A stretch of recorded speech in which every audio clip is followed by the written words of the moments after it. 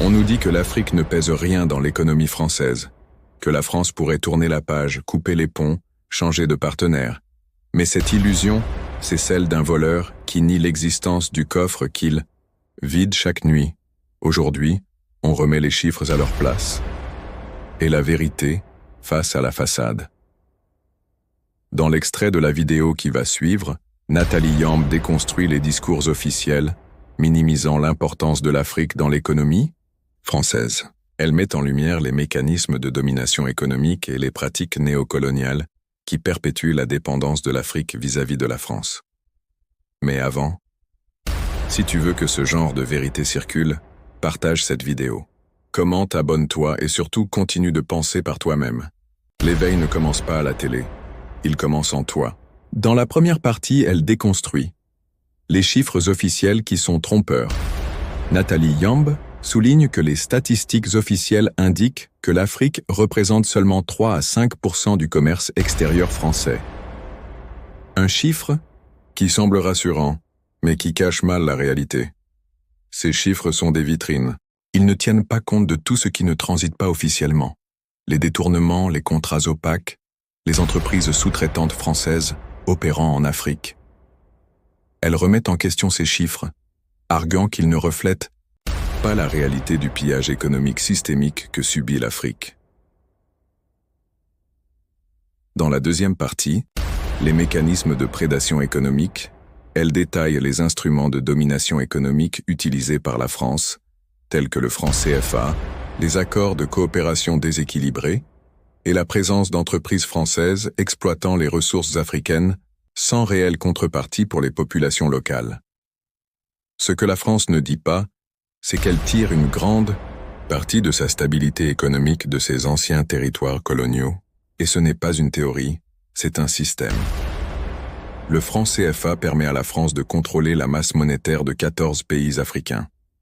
Total, Areva, Orange et d'autres multinationales françaises exploitent des ressources clés, sans réelle redistribution. Dans la troisième partie, elle parle de la complicité des élites africaines. Nathalie Yamb dénonce également la complicité de certaines élites africaines qui facilitent cette exploitation en échange de privilèges personnels, au détriment des intérêts de leur peuple. La France n'agit pas seule. Elle s'appuie sur des élites africaines complices, souvent formées, financées ou placées pour maintenir l'ordre établi.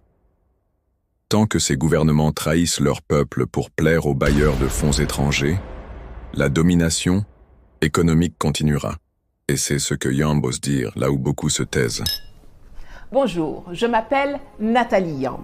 Vous connaissez Nicolas ? Nicolas Normand est un ancien ambassadeur de France qui a sévi au Mali, au Congo et au Sénégal. Écoutons donc l'ami Nicolas, cet expert de notre continent.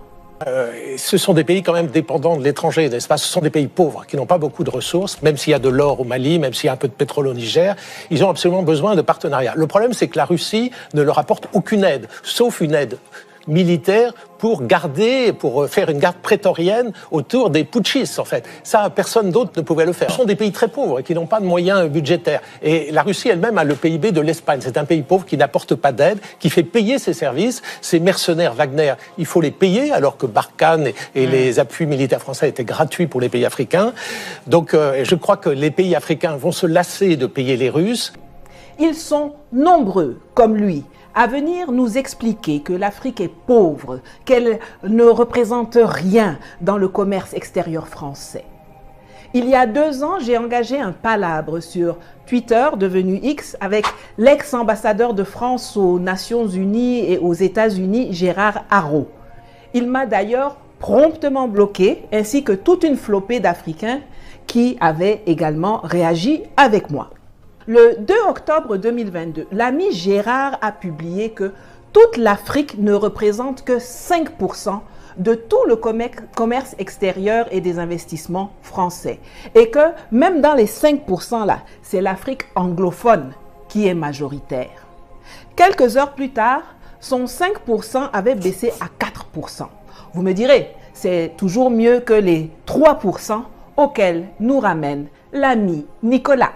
Maintenant, l'Afrique anglophone, ça représente 1% de notre commerce extérieur. Même chose que l'Afrique francophone, même chose que l'Afrique du Nord. Le continent africain tout entier, c'est 3% de notre commerce extérieur. Il n'y a aucun pays africain... 25% pour la Chine. Oui, c'est 17% dans la plupart des pays africains, la part de la Chine. Voilà. Et donc, en réalité, il n'y a aucun Africain dans les 10 premiers partenaires français. Aujourd'hui, on va en finir avec cette légende urbaine. Les chiffres auxquels il se réfère de la Banque mondiale, de l'INSEE, sont faux et truqués et je vais le démontrer. Écoutons donc le professeur Mamadou Coulibaly, ancien président de l'Assemblée nationale et ancien ministre de l'économie et des finances de Côte d'Ivoire, nous dire ce qu'il a découvert au temps où il était ministre du budget en Côte d'Ivoire. Et écoutez. Moi, je suis allé visiter ici à Abidjan une des plateformes pétrolières, mais en haute mer là-bas, j'étais avec feu le ministre Daouda Thiam, parce que je voulais savoir où passait l'argent du pétrole. Il m'a dit, viens, on va aller. On a pris l'avion, on est arrivé, on a regardé. Quand on est revenu, tu as compris, non? Mais, chers amis, on est couché à Abidjan, les tankers viennent faire le plein et puis s'en vont.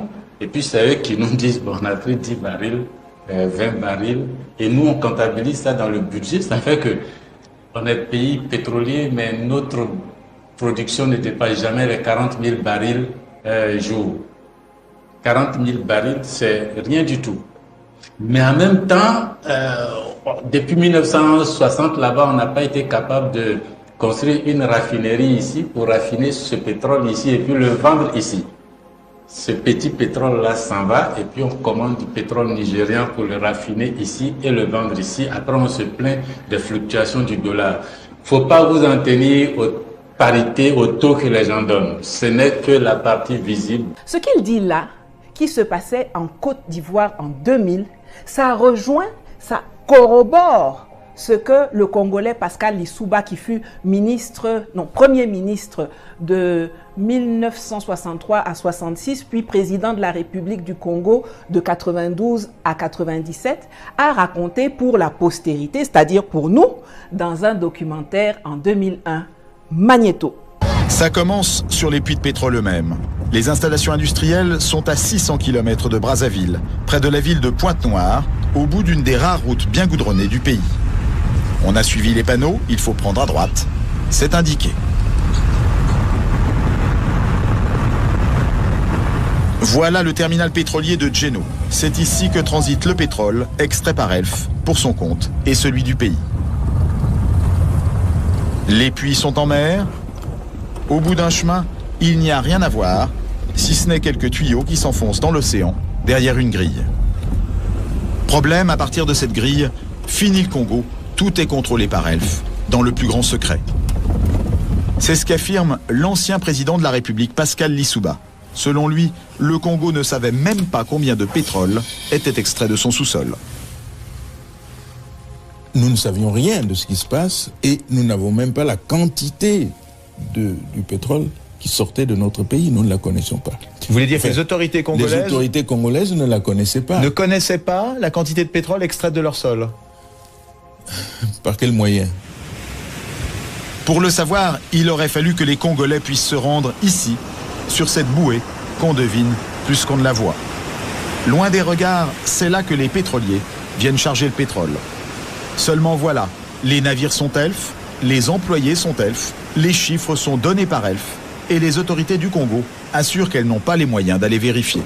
La personne la plus au courant de ces affaires, à savoir l'ex-patron de Elf, le français Loïc Le Floch-Prigent, va nous dire ce qu'il en est. Écoutons-le d'abord nous parler des cargaisons et même des bateaux non déclarés.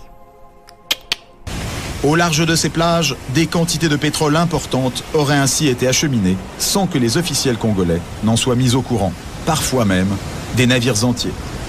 Et un pétrolier de 100 000 tonnes, cela représente près de 100 millions de francs qui échappent aux caisses du pays. On appelle ça une cargaison fantôme. Interrogé sur la question, Loïc Le Floch-Prigent ne dément pas qu'il y en ait eu. Il y a des cargaisons qui sont produites et qui n'ont jamais été officiellement. Voilà. Alors, c'est des choses qui sont arrivées, bien sûr, dans le passé. quand les dispositifs de comptage n'étaient pas aussi précis que maintenant. Alors on peut estimer qu'aujourd'hui, les dispositifs de comptage sont précis, du moins dans certains pays. Alors si je prends l'exemple quand même concret des pays africains, et notamment dans les années 70, 80, 90, est-ce que les systèmes de comptage étaient précis? Les systèmes de comptage étaient imprécis. J'espère que vous comprenez maintenant pourquoi Patrice Talon voulait à tout prix empêcher les officiels nigériens de superviser l'enlèvement de leur pétrole au terminal de Semek-Podji. Dans ce qui était chargé, il y avait les cargaisons officielles du Niger, mais il y avait aussi sa part fantôme à lui et celle de ses patrons complices français. Donc, que les Nigériens viennent contrôler, comme mon tonton dont je vous ai parlé au début là, ça n'arrangeait pas les affaires de ce voyou de Talon. Et c'est pour ça qu'il les avait fait arrêter en violation des accords signés. Il y a 10 millions d'années, 100 millions d'années de travail qui a été fait par la Terre pour transformer les algues en pétrole. Ces années-là sont des années gratuites. Alors on va trouver du pétrole dans des conditions extraordinairement bon marché et on va le vendre à un prix élevé puisqu'il est en concurrence avec d'autres sources énergétiques. Donc ce différentiel est énorme. On est à un pétrole grossièrement aujourd'hui, mettons, en moyenne, à 3-4 $ qui sort, et puis on le vend à 80. Tout cet argent entre les deux est un argent qui va à un certain nombre de gens. J'espère que vous avez bien écouté. J'espère vraiment que vous avez bien écouté. Le monsieur nous dit qu'il achetait le pétrole à 4 $ aux pays africains et que lui ensuite allait le revendre à 80 $ là-bas. Les 76 $ de différence, c'est pour eux là-bas. Nous, on n'a rien dedans. Quand ils viennent s'installer chez nous, ils créent des entités localement. Elf Gabon, Total Cameroun, Total Congo, Total Côte d'Ivoire, Somaïr, au Niger, dans l'uranium. Ce sont juste quelques exemples. Joli Kazakhstan est là. Nyanga Australie est là. Beauté Canada est là. Tu peux acheter uranium là-bas. Waouh! Pourquoi ça te gratte quand l'aideron Niger, qui ne vaut rien, te dit de partir? Tout simplement parce que le business model de Orano au Niger était le même que celui de Elf, que Loïc Lefroc-Prigent nous a décrit tantôt. Au Niger, ils achetaient à petit prix de l'uranium qu'ils revendaient au prix du marché en se faisant des marges de tonnerre. Alors que chez les Miss Kazakh, Australie et Canada, là, il est obligé de payer ça au prix du marché et sa marge est mingiri comme ça. Et je le répète, c'est pareil dans tous les secteurs. Cette usine n'est toujours pas construite? Non, elle n'est pas construite. Donc, Palu Suisse et la France achètent du minerai brut qu'ils mais ils n'achètent pas. Non. Depuis 1966, ils extraient, ils exploitent, mais ils n'ont jamais payé un franc. Comment ça se fait, ça? Ben oui, mais c'est comme ça, parce que, comme c'est l'uranium, nous ne devons rien dire. Et aussitôt qu'on veut essayer de demander, de parler, on nous fait taire. Ah. Absolument. Donc, années... Depuis 1966 jusqu'aujourd'hui, il s'agit ni la France ni la Suisse n'a versé un franc pour tout ce minerai. Alors, si cette vidéo vous a déjà bien énervé, attendez, j'ajoute encore Guassou dessus avant de sortir. Loïc nous a dit qu'il payait 4 $ aux pays africains et qu'il allait revendre 80 $ en empochant une marge de 76 $. Mais est-ce que vous vous rendez bien compte que l'escroquerie ne s'arrête pas là? Quand les présidents français, non contents d'avoir envoyé leur société nous voler en plein jour, reviennent vers les espèces de chiffres molles qui nous servent de chefs d'État et leur demandent de piocher dans les 4 $ là qu'ils nous ont laissés pour prendre une partie et leur renvoyer pour financer leur campagne électorale et leur parti politique là-bas en France. Écoutons tour à tour un des transporteurs de mallettes d'argent et un des donneurs de mallettes d'argent. J'accompagnais Aurillac, disons à Libreville ou à Ouaga et autres. J'avais une audience à moi, privée, avec le chef d'État que Michel Aurillac, le ministre, venait de quitter. Et je disais, bon voilà, Bongo c'était papa, Blaise était Blaise, Sassou c'était Denis.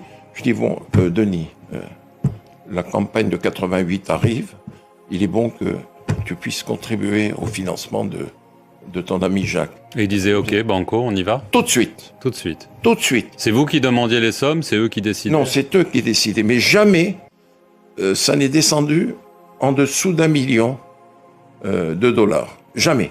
Jamais. Vous étiez là? Toujours. Pour la remise des fonds? Toujours. C'est comme ça que ça se passait, M. Perelman. En toute illégalité? Ça, c'est plus mon problème. Le président de la République française me demande des choses, j'exécute. Le président des États africains envoie son émissaire. Moi, je ne suis en rien là-dedans. Vous ne vous êtes jamais servi au passage? Jamais. C'est mal me connaître. En 1995, parce qu'il faut qu'on avance, vous dites aussi là qu'il y avait des contributions. Bongo, Sassou, Compaoré, le maréchal Mobutu. C'est le même mécanisme. Ensuite, exactement le même. Vous dites qu'en 95, pour la campagne, c'était au moins 10 millions de dollars. Absolument. Alors, en 2002, on revient, parmi les nouveaux donateurs, si j'ose dire, de ce système quand même étonnant, Abdoulaye Wade, le président,